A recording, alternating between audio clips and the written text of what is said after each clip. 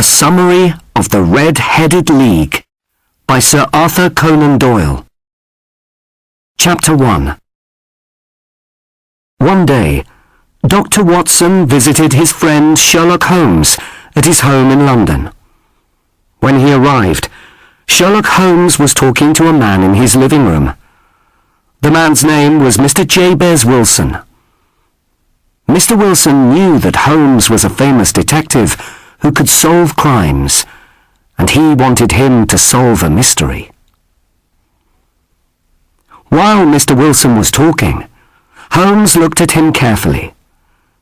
He looked at Mr. Wilson's face, his hands, and his clothes. He worked out that Mr. Wilson used to be a labourer, that he visited China in the past, and that he did a lot of writing.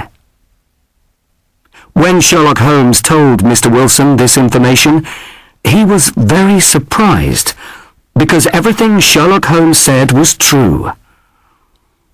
Mr. Wilson decided that Holmes must be a wonderful detective. Mr. Wilson started telling Holmes his story. He had a small shop in London where he worked with his assistant, Vincent Spaulding. Not many people visited Mr. Wilson's shop, and he wasn't a rich man. One day, Mr. Spaulding showed him an advert in the newspaper for a job with the Red-Headed League. The Red-Headed League found jobs for men with red hair. Mr. Spaulding wanted Mr. Wilson to ask about the job because Mr. Wilson had red hair and the job was only a few hours a week. The money could really help Mr. Wilson and his small shop. That afternoon, Mr. Spaulding took Mr. Wilson to the Red-Headed League. There were a lot of men waiting outside the office, and they all had red hair. But Mr. Spaulding pushed past all the men until they were outside the door. They went inside and met the manager, Mr. Duncan Ross, who told them about the job. The person who got the job would have to come to the office every day between 10 and 2 o'clock. He wouldn't be able to leave the office during this time. While he was in the office, he would have to copy all the information from a large encyclopedia into a book. The pay was £4 a week. This was a lot of money. Mr. Ross told Mr. Wilson that if he could start work the next day, he could have the job. Mr. Wilson was very surprised, but quickly said yes.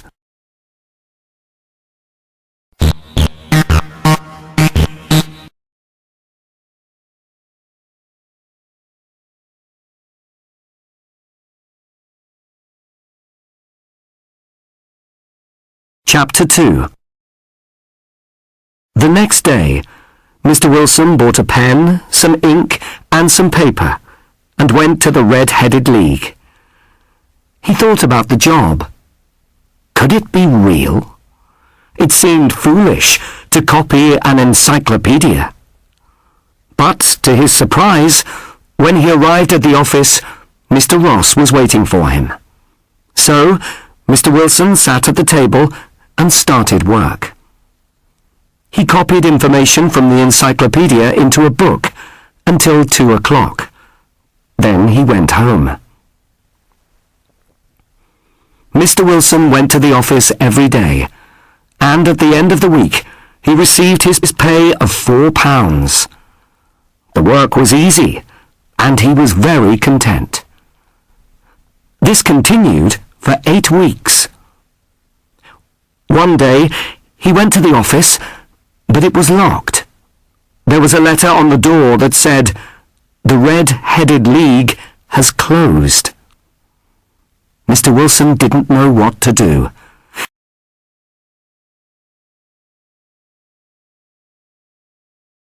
He asked the landlord why the office was closed, but the landlord said that he didn't know. He said that he didn't know Mr. Ross or the Red-Headed League? It was a mystery, and Mr. Wilson wanted Sherlock Holmes to solve it. Holmes asked Mr. Wilson some questions about his assistant, Mr. Spaulding. After Mr. Wilson left, Holmes asked Dr. Watson to go to a violin concert with him that evening. On the way, they could go past Mr. Wilson's shop. When they arrived, Holmes walked up to the shop and hit the ground with his walking stick 3 or 4 times. Dr. Watson thought this was very unusual. Then Holmes knocked on the shop door. A young man answered, and Holmes asked him how to get to the concert. "Did you knock on the door so that you could see the young man who works for Mr. Wilson?" asked Dr. Watson. "No. I didn't want to see the man. I wanted to see the knees of his trousers," replied Holmes. Dr. Watson thought that was a very unusual answer. He didn't understand. But Holmes didn't explain. He was looking carefully at the different houses and shops behind Mr. Wilson's shop. There was a newspaper shop, a bank, and a restaurant. Then it was time to go to the concert, so the 2 men left.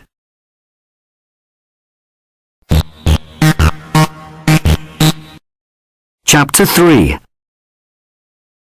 After the violin concert, Sherlock Holmes told Dr. Watson that he had to see someone before he went home. "There is going to be a crime tonight, Watson," explained Holmes, "and it might be dangerous. Meet me at 221B Baker Street at 10 o'clock. Dr. Watson arrived at Baker Street that evening. Holmes was talking to Peter Jones, who was the most important policeman in London, and a man called Mr. Merriweather. Holmes explained to Watson that they hoped to catch a famous thief called John Clay that night. The 4 men got into 2 taxis. While they were travelling, Holmes told Dr. Watson that Mr. Merriweather was the manager of the bank behind Mr. Wilson's shop. The taxis were taking them to Mr. Merriweather's bank. When they arrived, Mr. Merriweather took them into the bank and down into the cellar. It was dark inside the cellar, and there were a lot of large boxes. Holmes looked carefully at the floor of the cellar. Then he asked Mr. Merriweather to tell Dr. Watson why the thieves might be interested in this bank. "They are interested in the gold in the boxes in this cellar," explained Mr. Merriweather. "It is unusual to have so much gold in one bank, and we have been worried. We wanted to move it." Holmes explained that the thieves were going to come into the cellar under the ground from Mr. Wilson's shop. Now there were 3 policemen waiting outside Mr. Wilson's shop.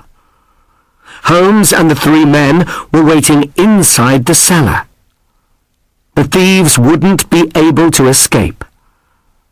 Holmes turned out the light, and the 4 men waited for the thieves to arrive. After about an hour, the men saw something. One of the large square stones in the floor started to move. Suddenly, they saw a hand. The hand slowly moved the stone up and to the right. Then a young man climbed out of the hole and into the cellar. When the young man stood up, Holmes quickly grabbed his arm. It was John Clay. "John Clay, your red-headed idea was a good one, but we've caught you," said Holmes.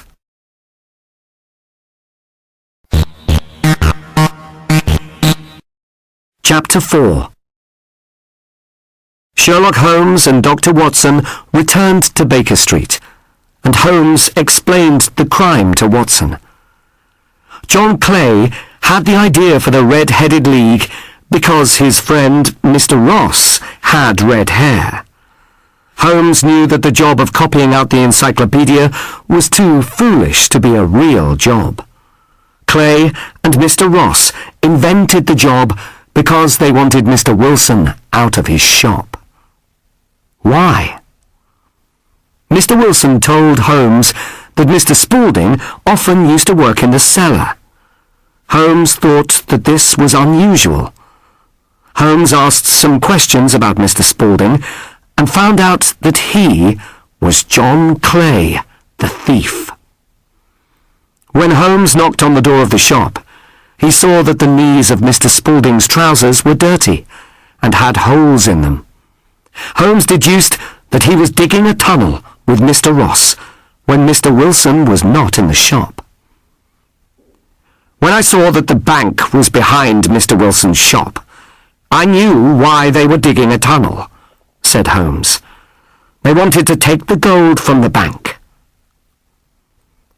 How did you know that they wanted to take the gold on Saturday night? Asked Watson. When they closed the Red-Headed League, I knew the tunnel was finished. If they took the gold from the bank on Saturday, they would have a day and a half to escape before the bank opened on Monday, replied Holmes. Well done, Holmes, said Watson.